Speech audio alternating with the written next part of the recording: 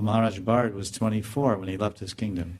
The Maharaj Bharat, the Bhagavatam, 24. Of course, everything started earlier, so he maybe became king when he was 15.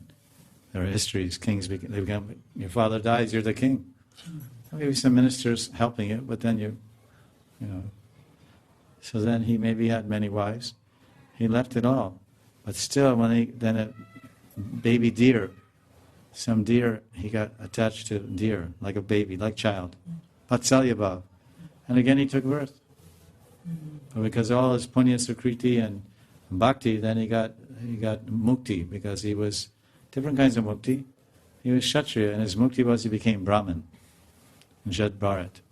He took birth as a Brahmin, because generally, if one does his work very nicely in the Varna system, ashram system, then he does very nicely, but he doesn't do bhakti bhajan, sanatan dharma, then he moves up a notch. He goes higher.